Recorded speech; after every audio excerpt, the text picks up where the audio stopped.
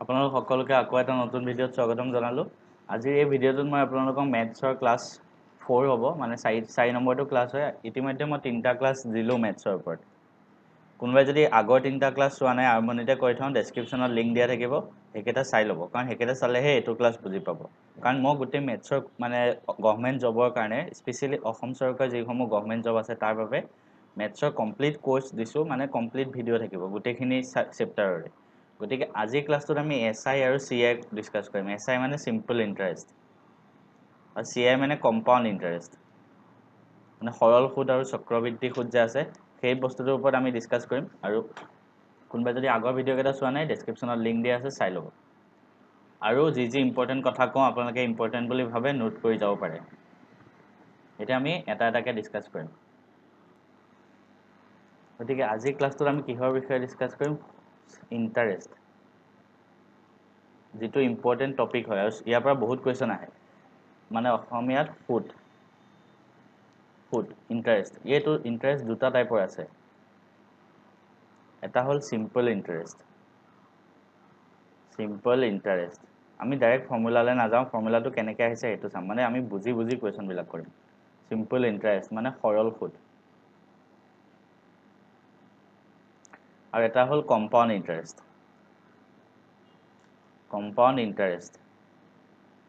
মানে কি হ'ল, এইটো চক্ৰবৃদ্ধি সুদ।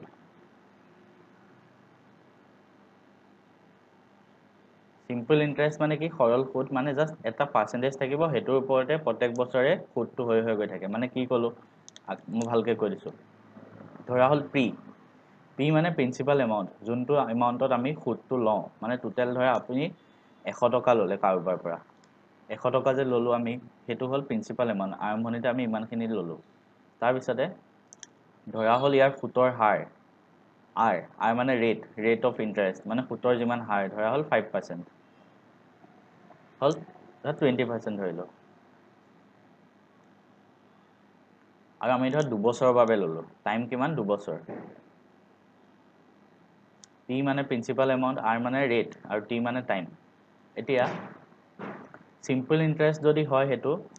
তেতিয়া কি হ'ব জানেনে? প্ৰথম বছৰ মানে আমি পি 100 ল'লোঁ ন, আৰু ইয়াত 100 টকাত কিমান সুদ লাগিব? 20%। 100 টকাৰ 20% আমাক সুদ দিব লাগিব, 20%। মানে 100 টকাৰ যদি 20% হয় কিমান হ'ব? 20 হ'ব ন, হয় নাই? 100 টকাৰ 20% হ'ব 20। কোনোবাই যদি এতিয়া পাৰ্চেণ্টেজটো নাজানে, সেইটো কাৰণে কৈছোঁ আগৰ ক্লাছকেইটা চাই লওক, এটাৰ লগত এটা লিংক আছে। গতিকে আমি 20 টকা সুদ দিব লাগিব। মানে ধৰা এইটো প্ৰথম বছৰ, এইটো ধৰা ছেকেণ্ড বছৰটো। প্ৰথম বছৰত আমি কিমান টকা সুদ দিব লাগিব? 100 টকাৰ 20%, কাৰণ আমি 100 টকা ল'লোঁ সুদত, চ' ইয়াৰ 20%, মানে 20 টকা দিব লাগিব। ঠিক তেনেকৈ দ্বিতীয় বছৰটো আমি 20 টকা দিব লাগিব। প্ৰথম বছৰটো 20 টকা, দ্বিতীয় বছৰটো 20 টকা। চ' আমাৰ টোটেল SI মানে টোটেল চিম্পল ইণ্টাৰেষ্ট কিমান হ'ব? 20 + 20, 40 ৰুপিজ হ'ব। হৈ গ'ল। গতিকে আমি কিমান সুদ দিব লাগিব? মুঠ 40 টকা, যদি আমি চিম্পল ইণ্টাৰেষ্টত লওঁ। কিহত লওঁ? চিম্পল ইণ্টাৰেষ্টত। মই যেতিয়াই SI বুলি লিখিম, আপোনালোকে SI মানে চিম্পল ইণ্টাৰেষ্ট বুলি ভাবি ল'ব। গতিকে 100 টকাত আমি 20% হাৰত আমি ল'লোঁ, গতিকে মানে প্ৰত্যেক বছৰে 20 টকা আমি সুদ দি যাব লাগিব। হৈ গ'ল। কিন্তু কম্পাউণ্ড ইণ্টাৰেষ্টত আকৌ কি হয়? সুতৰ ওপৰত সুদ লাগে, মানে সুতৰ ওপৰত সুদ। মানে যিমান সুদ আছে ন, তাৰ ওপৰত আকৌ লাগিব। মানে কি হ'ল, ছেইম কণ্ডিশ্যনটো ল'লোঁ, ধৰা আমি 100 টকা ধাৰত ল'লোঁ, ছেইম ইণ্টাৰেষ্ট 20%, আৰু আমি 2 বছৰৰ বাবে ল'লোঁ। চক্ৰবৃদ্ধি সুদত কি হ'ব এতিয়া? ধৰা আমি প্ৰথম বছৰটো এইটো ফাৰ্ষ্ট ইয়েৰটো, এইটো ধৰা ছেকেণ্ড ইয়েৰটো।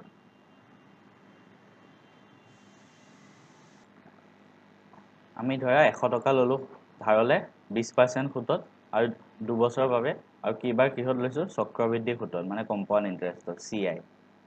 CIটো এতিয়া কেনেকৈ কেলকুলেট হ'ব চাব। প্ৰথম বছৰৰ কাৰণেতো এইটো হ'ব 100 টকাৰ 20%। প্ৰথম বছৰটোৰ কাৰণে 100 টকাৰ 20% হ'ব। ত' 20% কিমান? আমি 20 টকা সুদ দিব লাগিব। প্ৰথম বছৰটোৰ কাৰণে সেইটো হ'ল। দ্বিতীয় বছৰটোত কি হ'ব জানেনে? আমি 100 টকাৰ ওপৰততো সুদ দিবই লাগিব, 100 টকাৰ 20%, কিমান? 20 টকা। এইটো 20 টকা সুদ দিবই লাগিব তাৰ লগতে আমি ইয়াত যে সুদ হ'ল এই 20 টকাটো প্ৰথম বছৰত তাৰ ওপৰতো আমি আকৌ 20% দিব লাগিব সুদ এই 20ৰো আমি 20% দিব লাগিব so 20% কিমান হ'ল 20% মানে 1/5 হয় ন এই 20% মানে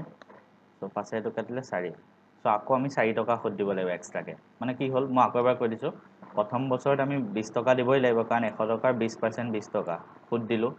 পিছৰ বছৰত আমি আকৌ 100 টকাৰ 20% 20 টকা দিলোৱে ইয়াত যেনেকৈ হৈছিল প্ৰথম বছৰত 20 টকা পিছৰ বছৰ আকৌ 20 টকা হ'ল কিন্তু তাৰ লগতে আৰু কি যোগ হৈ যাব আমি এই প্ৰথম বছৰত যিমান সুদ হৈছিল তাৰ ওপৰত আকৌ 20% লাগি যাব সুদ মানে সুতৰ ওপৰত সুদ সো আৰু এক্সট্ৰাকে 4 টকা দিব লাগিব সো আমি টোটাল কিমান সুদ দিব লাগিব 20 প্ৰথম বছৰৰ কাৰণে আৰু দ্বিতীয় বছৰৰ কাৰণে 24 44 কিমান টকা সুদ হ'ব টোটাল সো এনেকৈ কৰে বস্তুবোৰ এতিয়া আমি ফৰ্মুলা কেইটা চাম এতিয়ালৈকে ফৰ্মুলা চোৱা নাই ফৰ্মুলা চাম আৰু শৰ্টকাটো আছে শৰ্টকাট চাম এটা এটাকে প্ৰথম আমি সিম্পল ইন্টাৰেষ্টৰ কাৰণে ফৰ্মুলা কি আছে চাম সিম্পল ইন্টাৰেষ্টৰ কাৰণে প্ৰথম ফৰ্মুলাটো হ'ল SI মানে simple interest equal to PRT ভালকৈ লিখি দিছো PRT ডিভাইডেড বাই 100 এইটো মনত ৰাখিব মনত নাৰাখিলেও যদি বুজি পাই নিজে কৰিব পাৰি কিন্তু মনত ৰাখি দিলে ভাল শৰ্টত হ'ব ইয়াতে SI মানেটো সিম্পল ইন্টাৰেষ্ট P মানে হ'ল প্ৰিন্সিপাল এমাউন্ট যিমান টকাত আপোনালোকে সুদটো লয় মানে যিমান টকা ধাৰ লয় I মানে হ'ল ৰেট অফ ইন্টাৰেষ্ট সুদৰ হাৰটো T মানে হ'ল টাইমটো বছৰত কিমান বছৰৰ কাৰণে সুদ লয় টাইম ইন ইয়াৰ্স হৈ গ'ল এইটো হ'ল SI হ'ল এতিয়া লাষ্টত amount equal to P plus SI amount মানে A মানে এমাউন্ট ইন টোটেল মানে লাষ্টত আপুনি টোটেল কিমান টকা ঘূৰাই দিব লাগিব সেইটো কথা মানে ধৰক 100 টকা আমি ধাৰত ললো তাতে সিম্পল ইন্টাৰেষ্ট লাগিলে ধৰক 40 টকা সো লাষ্টত আমি কিমান টকা মানুহটো ঘূৰাই দিব লাগিব মূলধনটোতো দিবই লাগিব তাৰ লগতে প্ৰিন্সিপাল মানে মূলধন মূলধনটো দিবই লাগিব তাৰ লগতে এক্সট্ৰাকে আৰু আমি ইন্টাৰেষ্টটো দিব লাগিব সো 100 প্লাস 40 এটোৱে P মানে হ'ল 100 আৰু এটো 40 সো টোটাল আমি 140 টকা ঘূৰাই দিব লাগিব এইটো হ'ল সিম্পল ইন্টাৰেষ্টৰ একেটা ফৰ্মুলা এই দুটা মনত ৰাখিলে হ'ল ইয়াৰ পিছতে আমি যাম কম্পাউণ্ড ইন্টাৰেষ্টলৈ কম্পাউণ্ড ইন্টাৰেষ্ট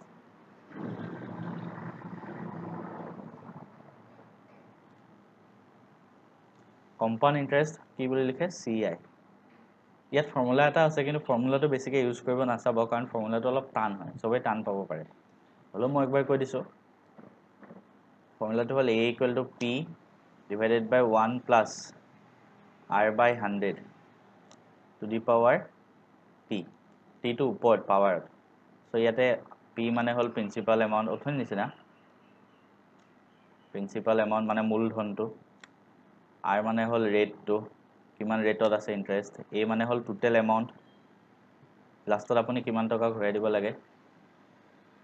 আৰু T মানে হ'ল টাইম ইন ইয়াৰ্স হৈ গ'ল কিন্তু ফৰ্মুলাটো ইউজ কৰি বেছি কৰিব নাচাব কাৰণ ফৰ্মুলা কৰিলে বেছি টান লাগিব হৈ গ'ল আমি অলৰেডি CI টো কেনেকৈ ক্যালকুলেট কৰে চালোৱে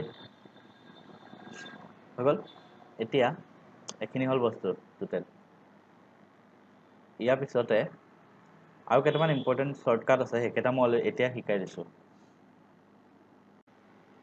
আমি ইতিমধ্যে কম্পাউণ্ড ইন্টাৰেষ্ট কেনেকৈ 2 বছৰৰ কাৰণে চালো এবাৰ আমি কম্পাউণ্ড ইন্টাৰেষ্ট 3 বছৰৰ কাৰণে কেনেকৈ চাম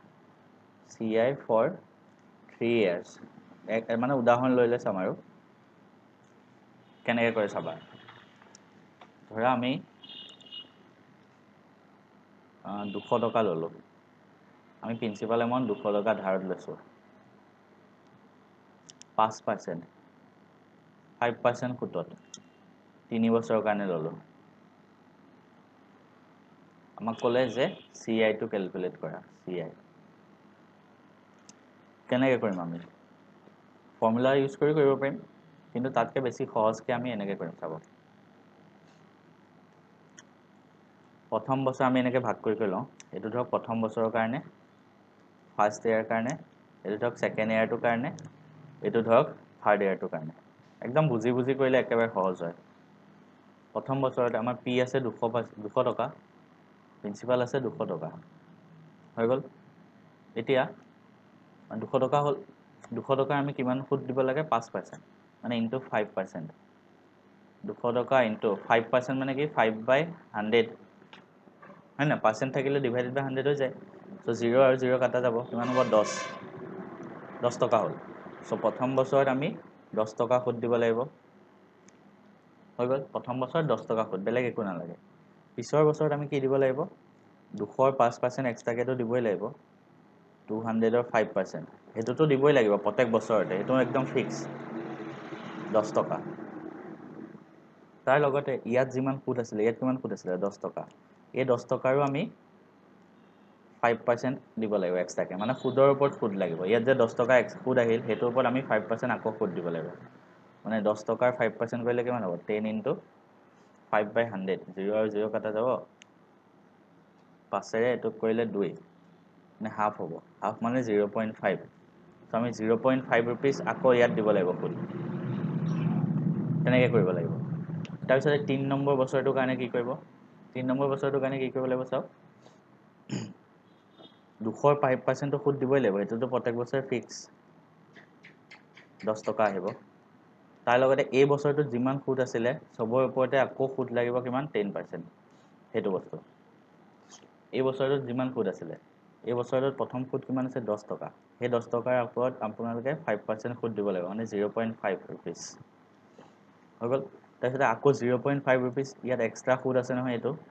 এটোৰ 0.5 ৰো আমি 5% সুদ দিব লাগিব 0.5 ৰ 5% সুদ 0.5 ইনটু 5/100 পাছে এটো কৰিলে 20 হৈ গ'ল তো এটো কিমান হ'ব 0.5 মানে হাফ ইনটু 1/20 মানে 1/40 আকৌ আমি 1/40 रुपीस আকৌ সুদ দিব লাগিব ইয়াতে কাৰণ এই সুদটোৰো আমি ইয়াতে দিব লাগিব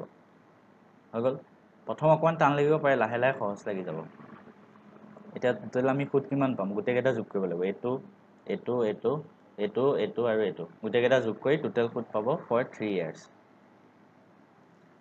তেনেকৈ কৰে সহজ হয় ইমান টান নহয় লাহে লাহে কোৱেশ্চন বিলাক কৰিলে ভালকে বুজি যাব এটা দুটামান এক্সাম্পল কৰাই দিওঁ এক্সাম্পল কৰোৱাৰ আগতে এটা ইম্পৰ্টেন্ট কেইটামান ফৰ্মুলা আছে একেটা মানে পৰীক্ষাত আহি থাকে সো এটো মনত একেবাৰে মনতে ৰাখি লওক প্ৰথম কথাটো হ'ল এটো ধৰক যদি আমি CI ক্যালকুলেট কৰিব লাগে হা CI মানে কম্পাউণ্ড ইন্টাৰেষ্টৰ বাবে এইটো বস্তু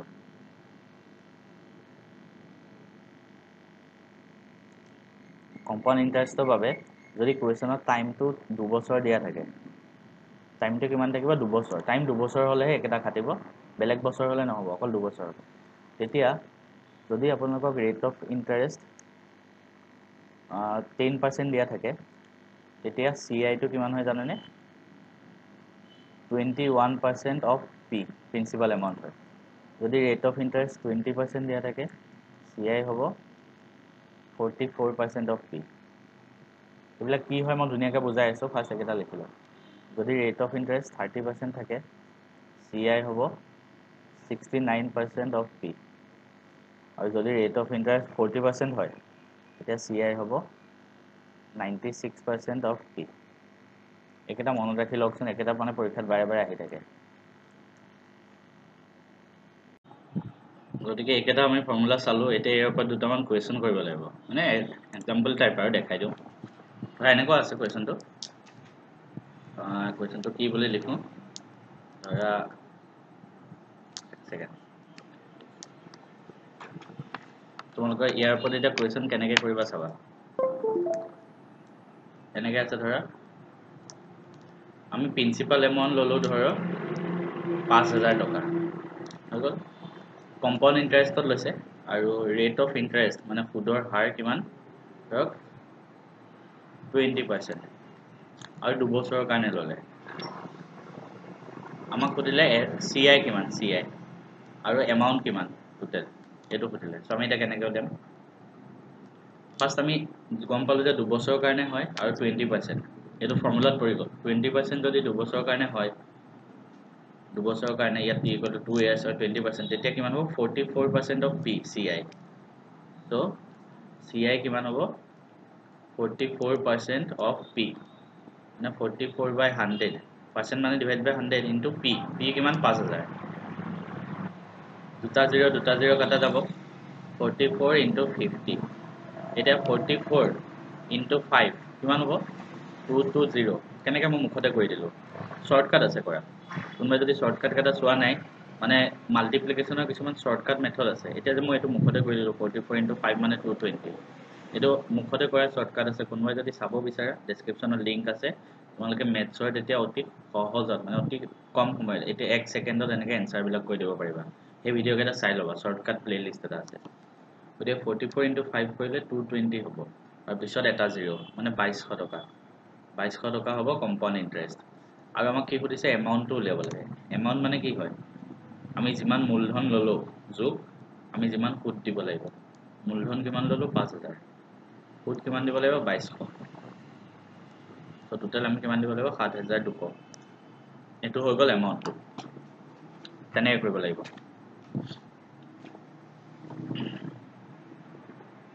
এতিয়া আমি কুৱেশ্যন কৰা ষ্টাৰ্ট দিম এটা এটাকৈ। ফাৰ্ষ্ট কুৱেশ্যনটো কি দিছে, টান লাগিব পাৰে কিন্তু স্কিপ নকৰিব, নিজে কৰিব ট্ৰাই কৰিব। এ বৰ'জ ₹800 at the rate of 12% per annum, কোনটো ইণ্টাৰেষ্টত, চিম্পল ইণ্টাৰেষ্টত, মানে ইয়াত দুজন পাৰ্চন আছে, এজন এ এজন বি, এ আৰু বি। এ কি কৰিছে ₹800 টকা লৈছে, মানে এৰ কাৰণে পি 800 টকা, কিমান ৰেটত 12%, চ' আৰ কিমান 12%, চিম্পল ইণ্টাৰেষ্টত লৈছে, আৰু বি এ কিমান লৈছে 910 টকা আৰু 10%ত। In how many years will their amount they be equal, মানে কিমান বছৰত সিহঁতৰ এমাউণ্টটো টোটেল এমাউণ্টটো সমান হ'ব, টোটেল এমাউণ্টটো কথা সুধিছে, কিমান বছৰত সিহঁতৰ এমাউণ্টটো সমান হ'ব। এমাউণ্ট মানে আমি ইয়াত দুইটাতে টাইম ধৰি ল'ব লাগিব, মানে ধৰক ইন হাউ মেনি ইয়াৰ্ছ বুলি সুধিছে ন, মানে কিমান বছৰৰ পিছত, চ' দুইটাৰ কাৰণে টাইম একেই হ'ব, চ' আমি ইয়াৰ কাৰণে যদি টাইম টি ধৰোঁ, ইয়াৰ কাৰণে ধৰা টাইম টি ধৰিলোঁ, কাৰণ দুইটাৰ কাৰণে একেই হ'ব টাইমটো, কাৰণ কিয় একেই হ'ব, কাৰণ আজিৰ পৰা 5 বছৰৰ পিছত ধৰা ইহঁতৰ সমান হৈ যাব এমাউণ্টটো, কিমান ঘূৰাই দিব লাগিব, চ' 5 বছৰ দুইটাৰ কাৰণে একেই ন, গতিকে সেইটো কাৰণে একেই হ'ব। গতিকে আমি এৰ কাৰণে যদি চাওঁ এছ আই কিমান হ'ব, এছ আইৰ ফৰ্মুলাটো আছিলে PRT/100, এছ আই মানে চিম্পল ইণ্টাৰেষ্ট, ইয়াতে পি কিমান 800, আৰ আৰু 12, 800 into 12 into T divided by 100, 0 কাটা যাব, কিমান হ'ব 96t এছ আই, আৰু দেৰফৰ এমাউণ্ট কিমান হ'ব P plus S I, P কিমান আছে 800 টকা প্লাছ 96t হৈ গ'ল। ঠিক তেনেকৈ বিৰ কাৰণে চাম, বিৰ কাৰণে এছ আই কিমান হ'ব PRT/100, বিৰ কাৰণে পি কিমান 910, আৰ 10%, টি ডিভাইড বাই 100, এইটো 0 কাটা যাব, এইটো 0 কাটা যাব, থাকিব 91t, দেৰফৰ ইয়াতে এমাউণ্ট কিমান হ'ব P plus S I, P হ'ব মূলধন কিমান 910 টকা আৰু এছ আই 91t হৈ গ'ল। এতিয়া দুইটা ইকুৱেল বুলি কৈছে, A equal to B, A amount আৰু বি এমাউণ্ট সমান, চ' ইয়াৰ এমাউণ্ট 800 যোগ 96t, এইফালে 910 প্লাছ 91t হৈ গ'ল। এতিয়া আমি কি কৰিম, টি কেইটা একেলগে লিখোঁ, 91tটো এফালে লৈ যাওঁ, 800টো এফালে লৈ যাওঁ, 96t আছে, 91tটো এফালে আনিলে মাইনাছ 91t, আৰু এইফালে 910 বিয়োগ 800, এইটো হ'ব 5t ইকুৱেল টু, এইটো বিয়োগ কৰিলে কিমান হ'ব 0 1 1, চ' t ইকুৱেল টু 110 ডিভাইডেড বাই 5, আছে এইটো কৰিলে 5 দুগুণ 10, এইটো 22 হ'ব, t 22, এইটো এনচাৰ। তেনেকৈ কৰিব লাগে, অকণমান হ'লেও চাগে বুজি পাইছে। ইয়াৰ পিছৰ কুৱেশ্যনটোৰ পৰা কি কৰিব, ভিডিঅ'টো পজ কৰিব, নিজে একবাৰ ট্ৰাই কৰিব, এইটো কুৱেশ্যন ধৰক ভিডিঅ'টো একবাৰ পজ কৰক, তাৰপিছতে কুৱেশ্যনটো ট্ৰাই কৰক তাৰপিছতে এনচাৰ মিলে নাই চাওক ইয়াত কি সুধিছে চাওক a sum of money at simple interest amount to rupees 815 in 3 বছৰ 854 854 ইন 4 বছৰ দ্য সাম ইজ মানে আমি এটা ধৰা পি এটা মূলধন আমি ধাৰত ল'লো হৈ গ'ল 3 বছৰত ইয়াৰ 3 বছৰৰ পিছত ইয়াৰ এমাউণ্ট কিমান হ'লগৈ 815 হ'লগৈ মানে সুদ আৰু মূল মিলি 815 হৈ গ'ল 4 বছৰত কিমান হ'লগৈ 856 হৈ গ'লগৈ 4 বছৰত 854 হৈ গ'ল 3 বছৰত 815 হৈ গ'ল therefore আমি এনেকৈ ক'ব পাৰোঁ চাওক মই ভালকৈ বস্তুটো বুজাই দিছোঁ 3 বছৰ গ'ল ধৰক এইখিনিলৈকে তাৰপিছতে এইটো 4 নম্বৰ বছৰ 3 বছৰ শেষলৈকে মুঠ আমি কিমান ঘূৰাই দিব লাগে 815 আৰু 4 বছৰ শেষত আমি কিমান ঘূৰাই দিব লাগে 854 হৈ গ'ল ইমানখিনি বাঢ়ি গ'ল ইমানখিনি বাঢ়ি যোৱা মানে কি এই 4 নম্বৰ বছৰটোত ইমানখিনি এছআই হ'ল চিম্পল ইণ্টাৰেষ্ট হৈ গ'ল হয় নহয় আকৌ এবাৰ কৈ দিছোঁ 3 বছৰৰ শেষত আমি 815 দিব লাগে 4 বছৰৰ পিছত আমি 856 টকা দিব লাগে 854 চ' আমাৰ কিমান বাঢ়ি গ'লে 4 নম্বৰ বছৰটোত যিমানখিনি বাঢ়ি গ'ল সেইখিনিয়ে হৈ যাব এছআই চ' এছআই কিমান হ'ব এছআই ফৰ 1 year এটা বছৰৰ কাৰণে এছআই কিমান হ'ব 854 minus 815 854 815 বিয়োগ কৰি দিয়ক চাওক কিমান হ'ব 14 5 গ'ল লাগিল 9 4 39 এক বছৰৰ কাৰণে এছআই হৈ গ'ল 39 এবছৰৰ কাৰণে ইয়াৰ পিছতে মই যে ক'লোঁ এবছৰৰ কাৰণে এছআই মানে 4 নম্বৰ বছৰটোৰ কাৰণে এছআই 39 হ'ল আৰু এছআইত আমি কি জানো প্ৰত্যেক বছৰৰ কাৰণে এছআই সমান সমানে হয় ন এইটো বছৰৰ কাৰণেও 39 এইটো কাৰণেও 39 এইটো কাৰণেও 39 এইটো কাৰণেও 39 কম্পাউণ্ড ইণ্টাৰেষ্টটোতহে সুদটো বেলেগ বেলেগ হৈ যায় সুদৰ ওপৰত সুদ কিন্তু ইয়াততো সমানে হৈ যায় চ' 39কৈ আহি গ'ল চ' এছআই ফৰ 1 year হ'ল 39 আমাক কুৱেশ্যনটোত সুধিছে কি সাম ইজ মানে এইটো সামটো কিমান হয় এইটো সুধিছে এইটো কেনেকৈ উলিয়াব চাব আমি এছআই ফৰ 1 year পালোঁ 39 rupees হৈ গ'ল আমাক সুধিছে সাম ইজ এতিয়া চোৱা কেনেকৈ উলিয়াম 39 হ'ল এছআই এতিয়া আমি এনেকৈ জানো 3 for 3 years আফটাৰ 3 years বুলি লিখা আফটাৰ 3 years মানে 3 বছৰৰ পিছত হৈ গ'ল 3 বছৰৰ পিছত টোটেল এমাউণ্ট কিমান কৈছে 3 বছৰৰ পিছত 815 হৈ গ'ল আমি পিটো নাজানো মানে পিটো আমাক উলিয়াব লাগে পিটো আমি নাজানো গতিকে এইটো এনেকৈ কৰাতকৈ আপোনালোকে একদম মানে দিমাগ ইউজ কৰি খেলিব পৰা খেল হয় এইটো ধৰক প্ৰথম বছৰৰ পিছত এইটো ছেকেণ্ড বছৰৰ পিছত এইটো থাৰ্ড ইয়াৰৰ পিছত এইটো ফ'ৰ্থ ইয়াৰৰ পিছত হৈ গ'ল থাৰ্ড ইয়াৰৰ পিছত আমি কিমান টকা দিব লাগে 815 টকা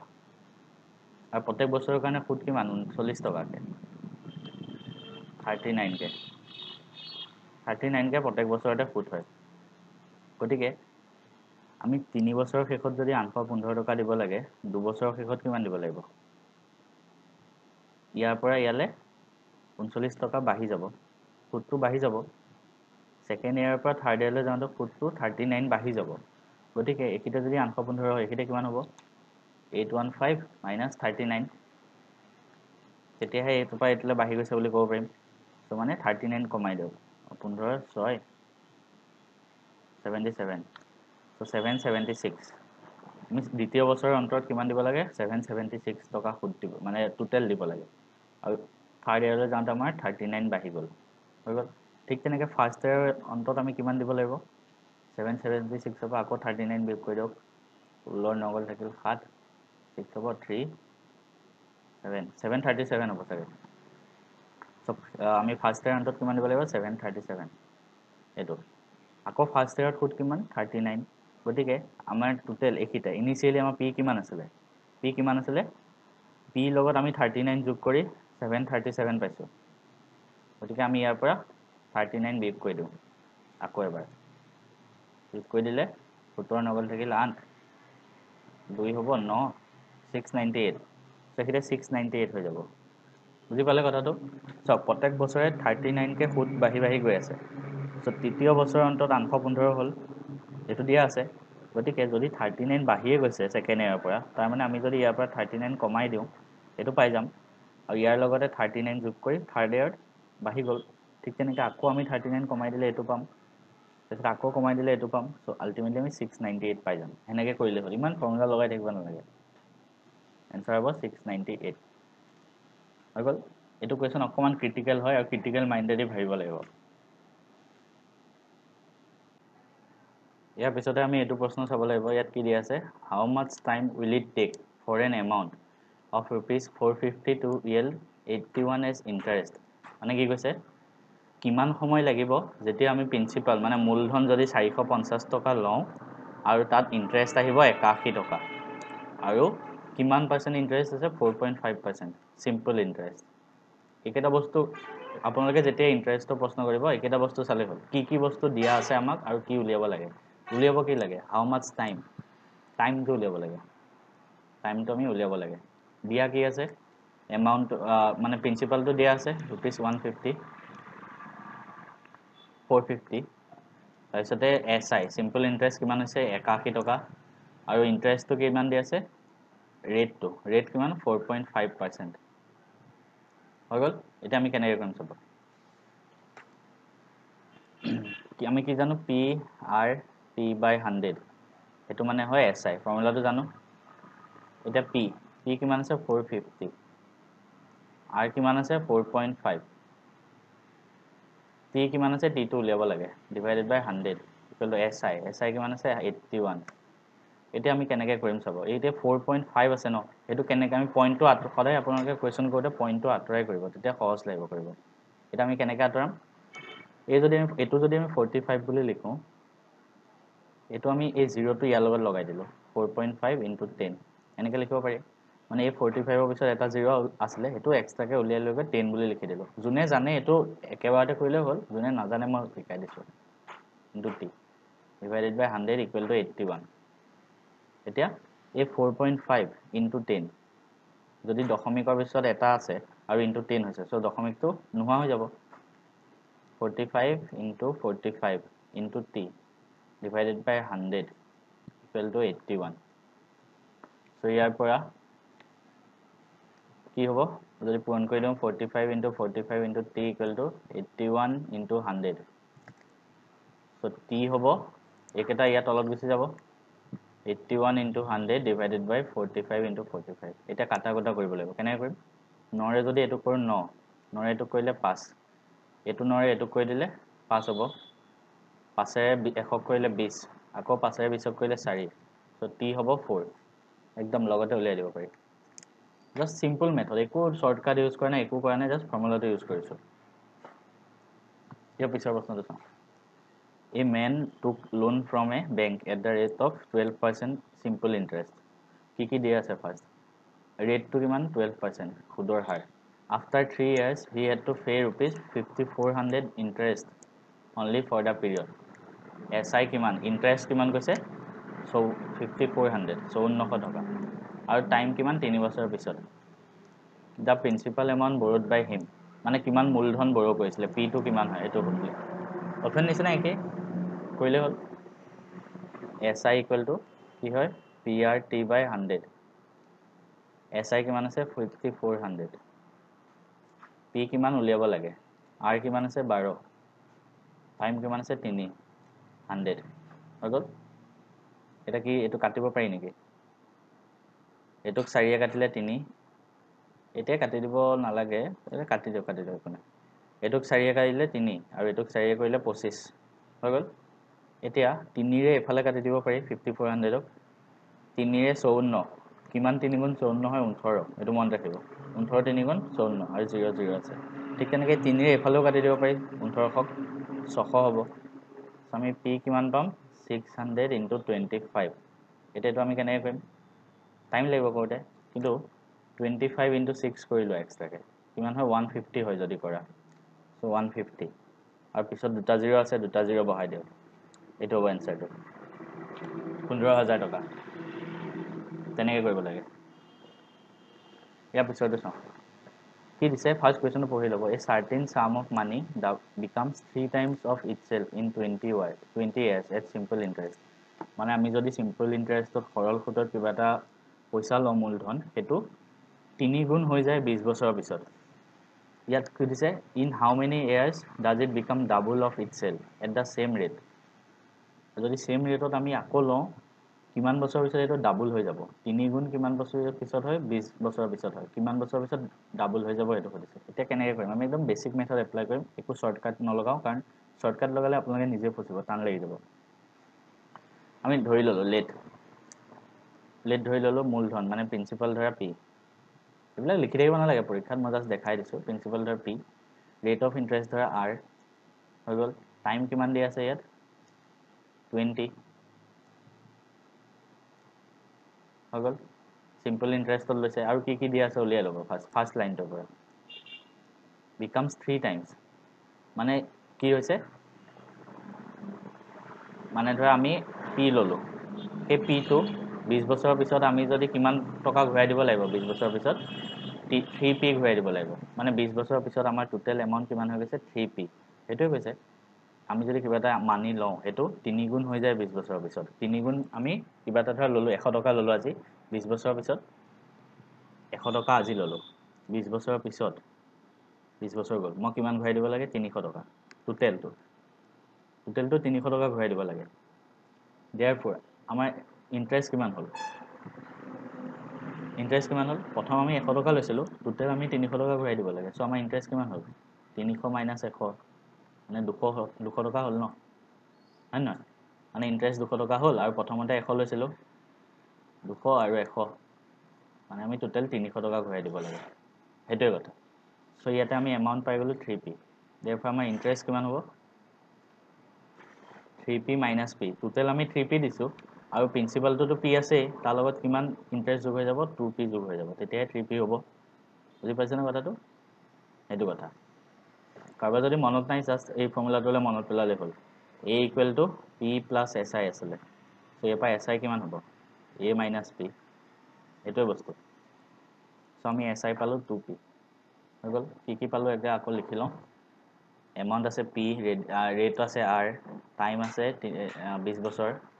আৰু si আছে 2p এইখিনি বস্তু আছে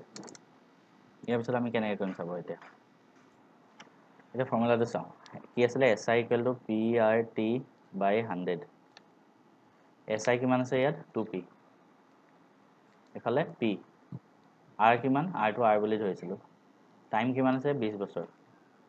ডিভাইডেড বাই 100 হৈ গ'ল এতিয়া 20ৰে 100 কাটি দিব পাৰি 20 5 গুণ 100 হয় ডাইৰেক্ট কাটি দিলোঁ এইটো পিৰে এইটো পিক কাটি দিব পাৰি এইফালে আছে চ' আমি কিমান পাম ওপৰত থাকিল r ইকুৱেল টু পূৰণ কৰিলে এইফালে r ইকুৱেল টু 10 চ' আমি r ইকুৱেল টু 10 পালোঁ হৈ গ'ল এতিয়া একদম ধুনীয়াকৈ ওলাই যাব r ইকুৱেল টু 10 ইয়াৰ পিছৰ কুৱেশ্যনটোত আমাক কি সুধিছে পিছত in how many years it becomes double কিমান বছৰৰ পিছত এইটো ডাবল হৈ যায় আমি ছেকেণ্ড কেছটো চাম ছেকেণ্ড কেছটোত আমাক উলিয়াব কি দিছে কিমান বছৰৰ পিছত মানে টাইমটো কিমান পিটো সেইটোৱে ছেম প্ৰিন্সিপাল আমি ছেম আছে ইয়াত কি হৈছে এমাউণ্টটো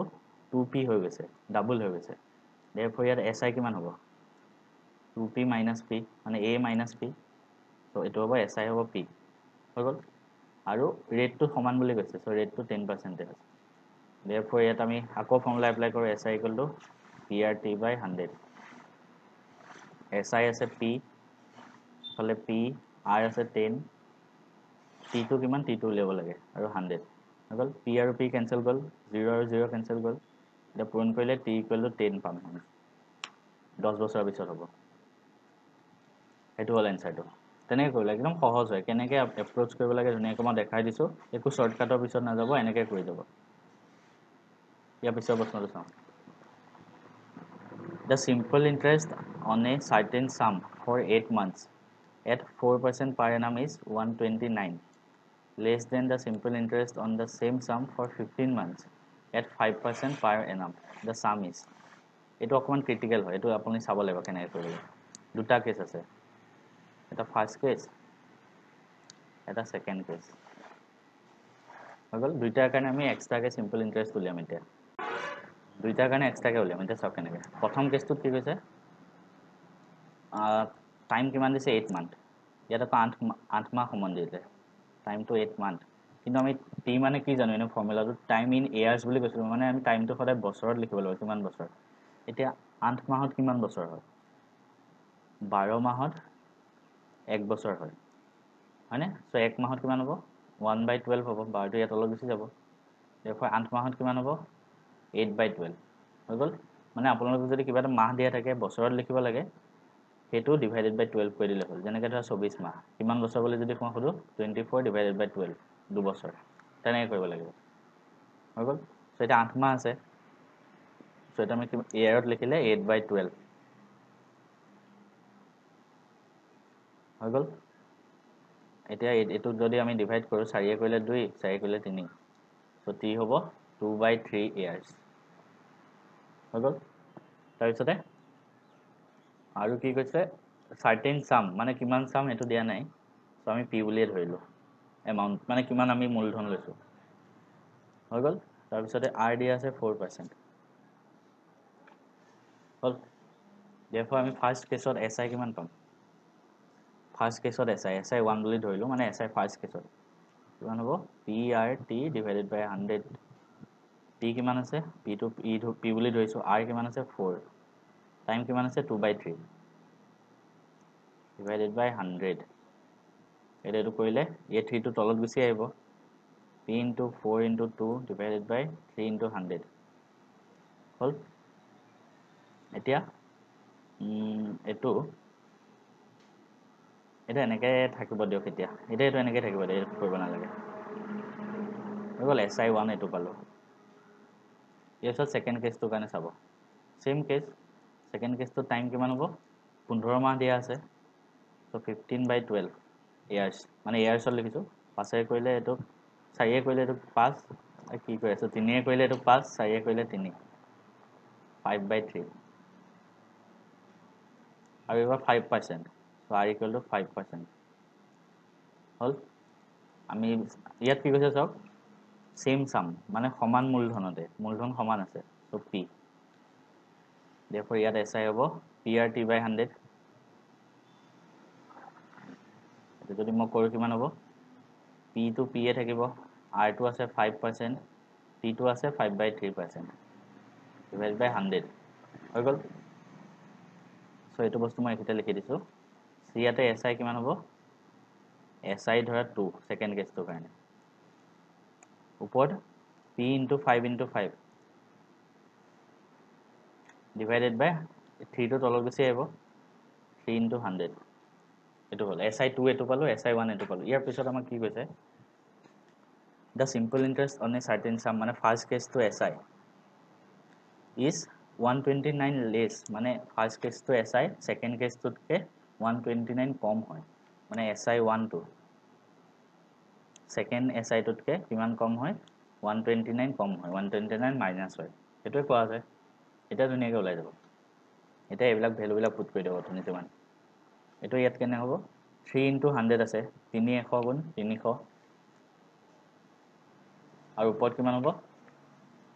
4 into 2 কৰিলে 8 চ' 8 কি বুলি লিখিব পাৰোঁ ইমপ্লাইজ এইফালে 300 আছে আৰু 5 গুণ 25 আৰু P 25P মাইনাছ 129 হৈ গ'ল এতিয়া কি কৰিম P কেইটা একেলগে লিখোঁ 29টো এফালে লৈ যাওঁ 129টো আৰু এইটো এফালে লৈ আহোঁ চ' কি হ'ব তেতিয়া 300/25P আছে ইয়াত মাইনাছ এইটো এফালে আনিছোঁ 8P ডিভাইডেড বাই 300 হৈ গ'ল আৰু এইটো বস্তু যদি মই এফালে লৈ যাওঁ ইয়াত মাইনাছ আছে এফালে আনিলে প্লাছ হৈ যাব চ' এইটো হ'ব 300 ডিভাইডেড বাই 25P মাইনাছ 8P কিমান হ'ব 25 মাইনাছ 8 17 129 এতিয়া 17 টেবুলখন যাৰ মনত আছে কি কৰিব পাৰিব সদায় মনত ৰাখিব 17 7 গুণ 129 হয় কৰি চাব পাৰে 7 7 49 4 17 7 গুণ ন কিবা এটা ভুল হৈছে নেকি এক ছেকেণ্ড 25ৰ পৰা আনগল থাকিল 17 ঠিকে আছে কুৱেশ্যনটোৱে ভুল আছে এইটো 119 হ'ব লাগিব 119 তেতিয়াহে মিলিব নহলে কাটাই নাযাব তো 17 এটো কৈ দিলে 7 হ'ব তো p হ'ব 7 into 300 মানে 2100 এইটোৱে হ'ব এনসাৰটো এনেকৈ কৰিব লাগে ইয়াৰ পিছৰটো চাওঁ ইয়াৰ পিছৰ কোৱেশ্চনটো কি দিছে মোহনে lend some amount of money at 9% simple interest and an equal amount of money at 10% simple interest for 2 years দুটা কেছ কৈছে ইয়াতো দুটা কেছ ফাৰ্স্ট কেছ আৰু সেকেন্ড কেছ সেকেন্ড কেছত কি কৈছে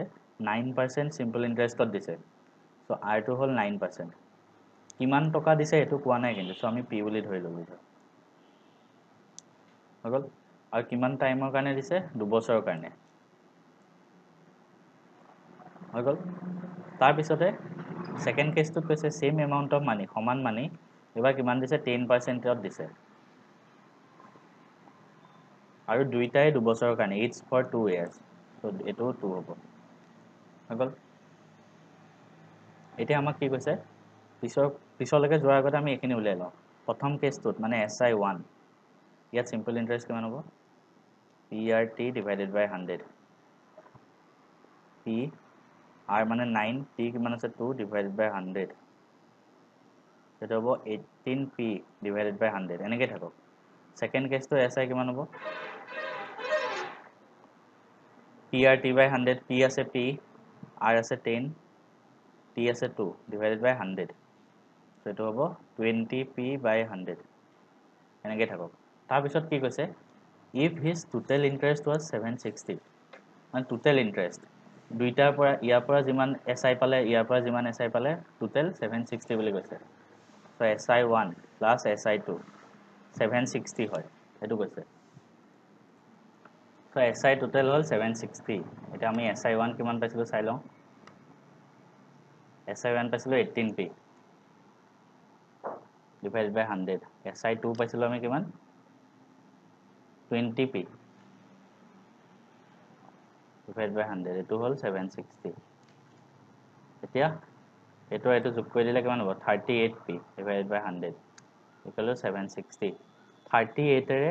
76 ক কৰিলে দুবাৰ যায় 38 দুগুণ 76 হয় আৰু পিছত এটা 0 আছে সো 0 লগাই দিলো সো ইয়াৰ পৰা p হ'ব কিমান 20 into 100 2000 টকা এনসাৰটো হ'ব 2000 এটোৱে হয় সো এনেকৈ কৰিব লাগে এনসাৰ বিলাক সহজ হয় ইমান টান প্ৰশ্ন নহয় ইয়াৰ পিছৰ প্ৰশ্নটো চাম এতিয়া আমি এটো কি দিছে what will be the ratio মানে ratio মোক কোনে এটাৰ লগত এটা লিংক আছে কোনবাই যদি ratio বিষয়ে নাজানা ডেসক্ৰিপচনত লিংক আছে ধুনিয়াকে পঢ়োৱা আছে গোটেইখিনি সো ৰেশিওটো একবাৰ চাই লওক what will be the ratio মানে অনুপাত of simple interest earned by certain amount at the same rate of interest for 6 years and 9 years দুটা কেছ কৈছে ইয়াতো দুটা কেছ ফাৰ্স্ট কেছ আৰু সেকেন্ড কেছ কি কৈছে SI উলিয়াব লাগে আমি দুইটাতে SI উলিয়াব লাগে ফাৰ্স্টত কি কৈছে certain amount মানে সমান এমাউন্ট দুইফালে আমি সমান এমাউন্টে ললো এফালেও P এফালেও P হেতু কোৱা আছে আৰু সেম ৰেট অফ ইন্টাৰেস্ট দুইফালে সমান ইন্টাৰেস্ট এফালেও R ধৰা এফালেও R আৰু এফালে টাইম আছে 6 ইয়াৰ্স এফালে টাইম আছে 9 ইয়াৰ্স আমি দুইটাৰে অনুপাত লাগে সো ফার্স্ট আমি SI1 টো লিখিলো SI1 কিমান হ'ব PRT by 100 PR T কিমান আছে 6 divided by 100 আৰু এফালে SI2 কিমান হ'ব সেম PR T আছে 9 divided by 100 আমি দুইটাৰ অনুপাত লাগে সো এটো কি হ'ব SI1 is to SI2 SI1 আছে কিমান PR into 6 divided by 100 SI2 আছে PR into 9 divided by 100 এই দুটা অনুপাত লাগে is to বুলি লিখে এটো অনুপাত জুনে চোৱা নাই সিহঁতে নুবুজিবা চাই লোৱা এবাৰ গতিকে এটুক আমি যদি অনুপাতটো কৰো কি হ'ব 100 আৰু 100 কাটি দিব পাৰি মই শিকাইছিলো অনুপাতত এফালে 6 আছে এফালে 9 আছে দুইটাকে 3 ৰে যাব 3 এটুক কৰিলে 2 এটুক কৰিলে 3 PR কাটাই যাব সো আমাৰ কিমান থাকিল 2:3 থাকিল 2:3 হ'ব এনসাৰটো এনেকৈ কৰে সহজ হয় ইমান টান নহয় একদম বেসিক হয় একদম অতি কম সময়তে উলিয়াই দিব পাৰি পিছৰ প্ৰশ্নটো চাওঁ এতিয়া এইটো প্ৰশ্ন কি দিছে চাওক CI and SI মানে for certain rate of interest for 2 years is 220 আৰু 200 মানে টাইম আমাক 2 বছৰ দিয়া আছে আৰু এই 2 বছৰত CI হ'ল 220 SI হ'ল 200 CI টো কিয় বেছি হ'ল কাৰণ CI টো আমাক সুদৰ ওপৰতো সুদ লাগে কম্পাউণ্ড ইন্টাৰেষ্টত এইটো কাৰণে এতিয়া 2 বছৰৰ কাৰণে এটা ফৰ্মুলা আছে ইমান কৰি থাকিব নালাগে এইবিলাক আৰু পৰীক্ষাত বেছিভাগ 2 বছৰৰ ক্ষেত্ৰতে আহে এনেকুৱাবিলাক মানে CI - SI সো এইটো মনত ৰাখি দিব শৰ্টকাটটো for 2 years CI - SI কিমান হয় জানেনে P into R/100 whole square কি লিখিছো CI - SI equal to P into R/100 whole square এইটো 2 বছৰৰ কাৰণে আৰু 2 বছৰৰ ক্ষেত্ৰতে আহে এইটো প্ৰশ্ন গতিকে কেনেকৈ কৰিম আমি এতিয়া আনসাৰটো CI - SI কিমান আছে ইয়াত 220 minus 200 মানে 200 পালো 20 পালো 220 পৰা 200 কৰিলে 20 হ'ব 20 ইকুৱেল টু কিমান P into R/100 whole square এটা একচুয়ালি লিখি থৈ দিয়ক মানে এটো আমি ইউজ কৰিম পিছত তাৰ পিছতে আমাক SI কিমান দিয়া আছে 200 টকা হল প্ৰিন্সিপালটো ধৰা P ধৰিলো ৰেটটো ধৰক R ধৰিলো হৈ গ'ল আৰু টাইম কিমান দিয়া আছে 2 বছৰ তো টাইম হ'ল 2 বছৰ therefore SI equal to কি হয় PRT divided by 100 200 টকা equal to PR into time কিমান আছে 2 divided by 100 দুইৰে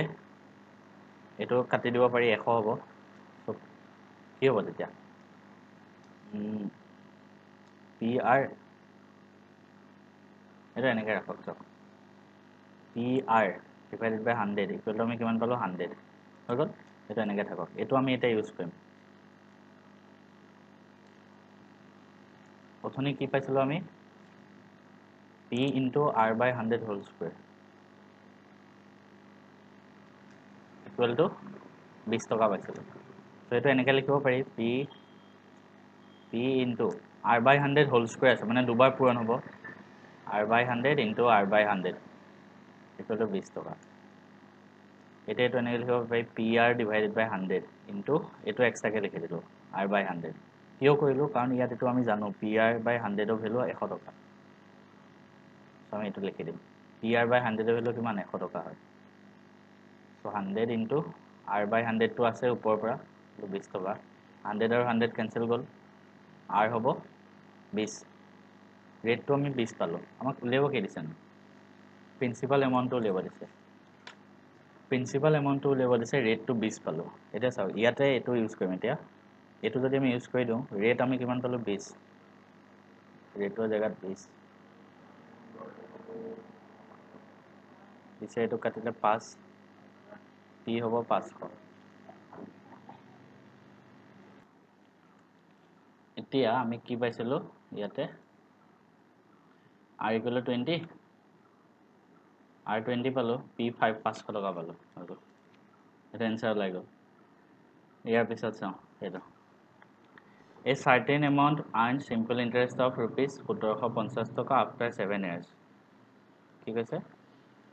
দুটা ইয়াতো দুটা কেস আছে ফার্স্ট কেস আৰু সেকেন্ড কেস ফাৰ্স্ট কেসটোত কি কৈছে A certain amount কি আমাক কোৱা নাই যিকোনো এটা amount ধৰা P ধৰি ললো simple interest of rupees 1750 SI পালো আমি 1750 কিমান টাইমৰ পিছত 7 বছৰৰ পিছত ইন্টারেস্টটো আমাক দিয়া নাই R2 দিয়া নাই থাকক এনেকে হৈ গ'ল এটা কেনেকৈ কৰিম আমি ফৰ্মুলা ইউজ কৰো SI equal to PRT divided by 100 so SI কিমান হ'ব ইয়াতে 1750 টকা P into R into T আছে 7 divided by 100 এতিয়া 7 ৰে এটো কাটিব পাৰি নেকি চাম 7 দুগুণ 14 হল মুখত কৰিব চাব সদায় উত্তৰবিলাক 7 দুগুণ 14 3 বাকি থাকিব 5 7 5 গুণ 35 আৰু 0 আমি ইয়াৰ পৰা PR কিমান পালো এটো আৰু এটো পূৰণ হ'ব মানে 25 এটা 0 দুটা 0 তিনটা 0 25000 ইয়াৰ পৰা এটো বস্তু পালো এটো আমাৰ ইউজ হ'ব পিছত এটো এনেকৈ থাকক সেকেন্ড কেসটো চাম সেকেন্ড কেসটোত কি কৈছে had the interest been 2% more যদি ইন্টারেস্টটো 2% আৰু বেছি হল হয় মানে ইয়াতে ইন্টাৰেস্ট আমাৰ কিমান হ'ব তেতিয়া R + 2 হ'ব হয় নহয় কাৰণ ইয়াতে r হ'ল ইয়াতকৈ আমাক আৰু 2% বেছি ইণ্টাৰেষ্ট লাগে সো r + 2 আমাক কি সুধিছে হাউ মাছ মোৰ ইণ্টাৰেষ্ট উড ইট হেভ আৰ্নড আৰু যদি আমাক r% 2% বেছি হ'ল হয় কিমান বেছি আমি ইণ্টাৰেষ্ট পাম সেইটো সুধিছে এমাউণ্টটো সেম আছে p আৰু কি কৈছে ইয়াতে টাইমটো 7 বছৰে হ'ব কাৰণ বেলেগকে একো মেনশ্যন কৰা নাই ন তো 7 বছৰে হ'ব তো টাইমটো 7 বছৰ মানে প্ৰথমতে আমি r%ত ললো SI সেই 7 বছৰতে যদি আমি আৰু 2% বেছি কৰি লওঁ কিমান হ'ব মানে আমাৰ সেইটো সুধিছে তো ইয়াতে SI কিমান হ'ব p ইয়াতে r ৰ জায়গাত কি হ'ব r+2 হ'ব কাৰণ ইয়াতে ৰেটটো r+2 ধৰিছো আৰু টাইম 7 ডিভাইডেড বাই 100 সো 100 এটো p এ এটো r+2 পূৰণ কৰিব লাগিব pr + 2p into 7 ঠিকে আছে ইয়াৰ পিছতে pr plus p into কি আছিলে pr plus 2p into 7 pr plus 2p আৰু into 7 হৈ আছে divided by 100 এটা আমি SI কিমান পাম pr কিমান পালো আমি pr 25000 পাইছিলো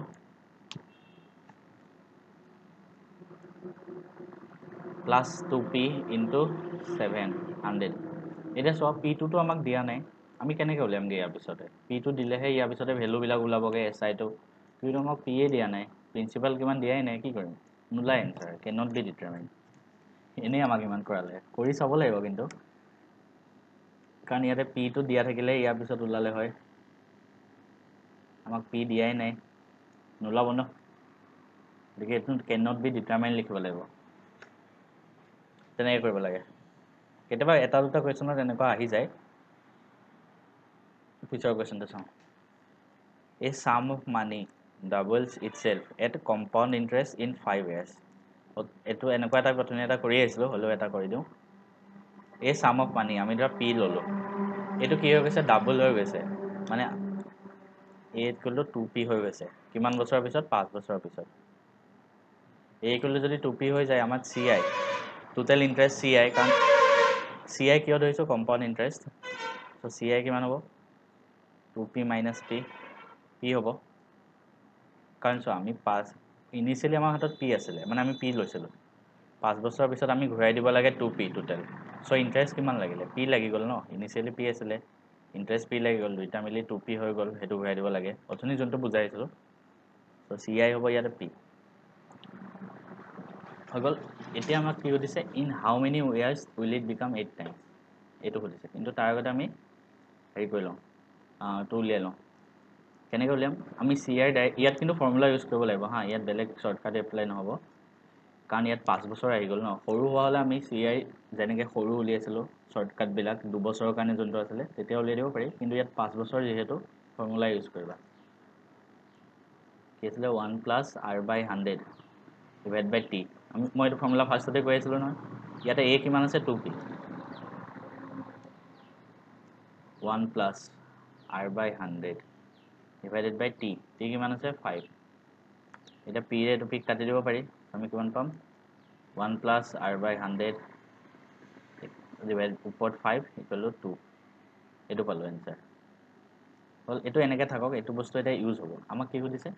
in how many years will it become 8 time an time কিমান হ'ব 8 time 8 time সুধিছে তাৰ মানে এটো এনেকৈ লিখিব পাৰি সেকেন্ড কেছটোত ইনিশিয়ালি p আছিলে আমাৰ লাষ্টত এমাউন্ট কিমান হৈ গল 8p implies so আমি কি জানো ci formula a = p 1 plus r/100 divided by t second কেছটোত আমাৰ 8 বছৰৰ পিছত কিমান বছৰৰ পিছত এটো উলিয়াব লাগে ন t টো উলিয়াব লাগে 8p কি হ'ব 1 plus r/100 উপৰত t p ৰে p কাটি দিব পাৰি সেটো কিমান হ'ব 1 plus r/100 t = 8 হৈ গল এটো পালো এতিয়া এটো কেনেকৈ কৰিম চাবা আমি এটো জানো যে 1 plus r by 100 এফালে এটো এনেকে থাকক t equal to 8 মানে কি হয় 2 কিউব 2 কিউব কিয় লিখিলো ইয়াতে 2 মানে এটো আছে না 1 plus r by 100 so 2 জায়গাত আমি এটো লিখি দিব পাৰিম 1 plus r by 100 কাটা যাব তেতিয়া so এটা কি হ'ব 1 plus r by 100 t equal to আমি 2 জায়গাত এফালেটো লিখি দিম কিমান আছে 1 plus r by 100 ওপৰত 5 আছে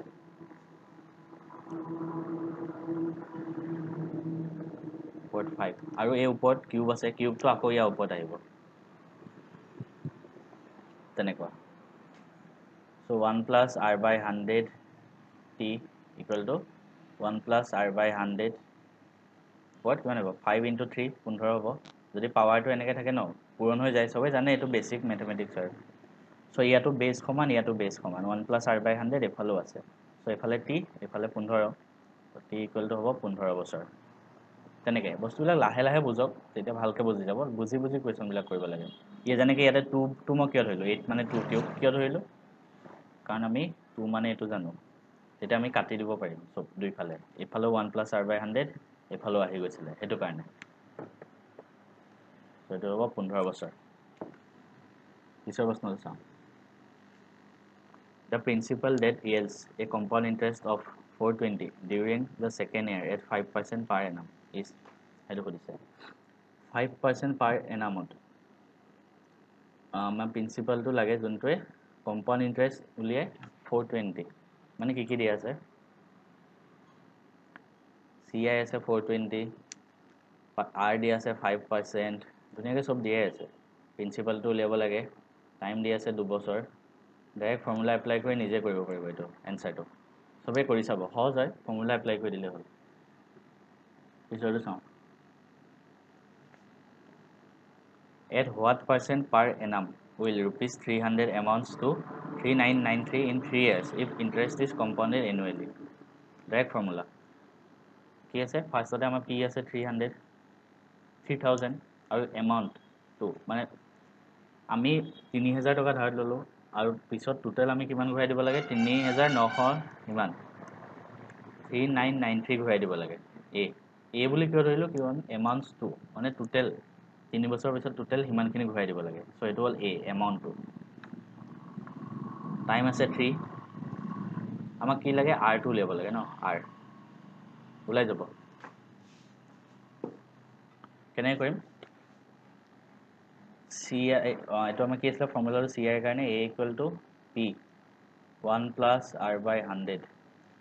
to the power t a আছে 3993 p আছে 3000 1 plus r by 100 t আছে 3 এটা 3000 টো ইয়াত লৈ আনো এটো এনেকৈ থাকিব এটো এক্সাক্ট আহি যাব লিখা নাই আৰু সো এটো কিমান হ'ব 3 ৰে কাটি দিব পাৰি এটো 1000 হ'ব 3 ৰে কাটি দিব পাৰি এটো কিমান হ'ব 1 3 3 গুণ 9 3 3 গুণ 9 1 1331 আমি কিমান পাম হলে লিখিছো 1 plus r by 100 to the power 3 equal to 1331 divided by 1000 এটা আপোনালোকে এটা কথা জানে জনে নাজানে মই কৈ দিছো 1331 মানে হয় 11 কিউব আৰু 1000 মানে হয় 10 কিউব কিউব মানে তিনিবাৰ পূৰণ কৰা এতিয়া আপোনালোকক মই এটা সাজেশন দিও আকৌ আগতেও কৈছো আপোনালোকে যতে পঢ়ে বা যতে যত লিখে বহিৰ ফাৰ্স্ট পেজটোত 1 ৰ পৰা 40 লৈকে গুটেখিনি স্কয়াৰ লিখি ৰাখক আৰু গুটেখিনি মনত ৰাখিব লিখি ৰাখিলে নহব মনত ৰাখিব লাগিব তাৰ লগতে 1 ৰ পৰা 15 লৈকে যিমানখিনি কিউব আছে গুটেখিনি মনত ৰাখক স্কয়াৰ 1 ৰ পৰা 40 লৈকে কিউব 1 ৰ পৰা 15 লৈকে এখিনি মনত ৰাখিলে হ'ল মই যে 11 কিউব মানে 1331 বুলি কৈ দিলো কাৰণ মই জানো হেতু কাৰণে কৈ দিব পাৰিলো মনত আছে হেতু কাৰণে এখিনি মনত ৰাখিব লাগিব সো এটা কি হ'ব 1 plus r by 100 cube equal to 11 by 10 cube কাৰণ ইয়াটো কিউব আছে ওপৰ লিখি দিব পাৰি সো এফালে বেস আৰু এফালে বেস সমান সো কিমান হ'ব হৈ গল এটা আমি কি কৰিম 1 টো এফালে লৈ যাও r by 100 equal to 11 by 10 minus 1 এটো কৰিলে 10 মাইনাস আছে কিমান হ'ব 11 -1 আছে মানে এইটো ব্ৰিফ কৰিব হয়তো সকলোৱে জানে ইয়াৰ তলত 1 আছে 1 আৰু 10ৰ লসাগু 10 ইয়াতে 11 থাকিব ইয়াতে 1ৰ পৰা 10 হৈছে 10 গুণ হৈছে সো ওপৰটো -10 কৰিব লাগিব 1/10 হ'ব সো আমি r/100 কিমান পাম 1/10 সো r পাম আমি 10 r পালো আমি 10% এনেকৈ কৰিব লাগিব আৰু কেইটা কোৱেশ্চন আছে চাই লওঁ এটা দুটা তিনটা চাৰিটা কোৱেশ্চন আছে ঠিক আছে তো ইয়াৰ পিছৰ প্ৰশ্নটো কি কৈছে the difference between compound interest and simple interest at same rate for 5000 rupees কিমান আছে 72 the rate of interest per annum এইটো অথনি কৰোৱাই আছিলে সো আকৌ এবাৰ আহি গৈছে গতিকে মই এইটো কাৰণে কৈছিলো টাইম ইকুৱেল টু 2 years ৰ কাৰণে SI minus CI ফৰ্মুলাটো মনতে ৰাখিব P into কিমান আছিলে R/100 whole square ডাইৰেক্ট ওলাই যাব তেতিয়া ইয়াতে আমাক SI CI minus SI কিমান দিয়া আছিলে এটো CI minus SI হ'ব ইয়াতে আমাক CI minus SI কিমান দিয়া আছে 72 আৰু 2 বছৰ বুলি আছে 2 বছৰ হলে কিন্তু এটো ফৰ্মুলা এপ্লাই হ'ব দেই বেলেগ হলে নহব সো 2 বছৰৰ কাৰণে ফৰ্মুলা কি P into R/100 whole square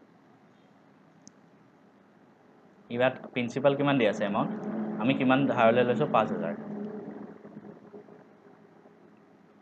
R/100 হৈ গল এতিয়া R/100 whole square equal to 5000 to ইয়াত লৈ যাও এটো দুইয়া কৰিলে 36 এটো দুইয়া কৰিলে 2500 এতে ওলাই গল সব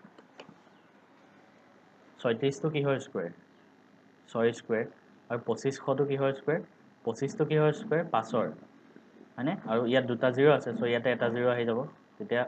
50 স্কয়াৰ কৰিলে 2500 হৈ যাব হয় না 25 তো 5 ৰ স্কয়াৰ আৰু ইয়াত যেটো দুটা 0 আছে এটা 0 লিখিলো তেতিয়া স্কয়াৰ কৰিলে দুটা 0 আহি যাব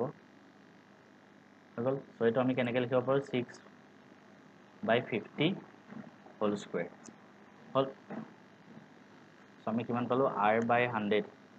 whole square equal to 6/50 whole square ইয়াটো power সমান ইয়াটো পাৱাৰ সমান therefore base 2 সমান হ'ব এটা 50 এ এটো কাটি দিব পাৰি 50 এ 100 2 যাব সো r কিমান হ'ব 6 into 2 মানে 12% সহজ হয় এটো কাৰণে কৈছে এই ফৰ্মুলাটো মনত ৰাখিলে যোনে এই ভিডিওটো চাইছে সিহঁতে এটো মানে 1 সেকেন্ডতে কৰি দিব পাৰে পৰীক্ষাত তাৰ পিছতে সেম কোৱেশ্চন সেম অথনি যোনটো কৰিছিল সেম টাইপৰ কোৱেশ্চন এটো হোমৱৰ্ক থাকিল এটো কোৱেশ্চন আপোনালোকে এনসাৰটো কমেন্টত লিখি দিব ঠিক আছে সো আৰু দুটা কোৱেশ্চন আছিলে এই দুটা কোৱেশ্চন আপোনালোকৰ বাবে হোমৱৰ্ক থাকিল চাওক মই ইয়াতে লিখি দিছো আপোনালোকে কোৱেশ্চন কেইটা নিজে কৰিব এটো কোৱেশ্চন নম্বৰ 1 ভিডিওটো পজ কৰি ললে হল বা স্ক্ৰিনশ্বট লৈ ললে হল হৈ গল এটো কোৱেশ্চন নম্বৰ 2 আৰু ভিডিওটো পজ কৰি লওক আৰু এটো কোৱেশ্চন নম্বৰ 3 এই তিনটা কোৱেশ্চন নিজে ট্ৰাই কৰিব আৰু যোনে কৰে কমেন্টত একবাৰ জনাই দিব তেতিয়া মই জানিম কিমান হৈছে নেক্সট বেলেগ এটা টপিক আকৌ আনিম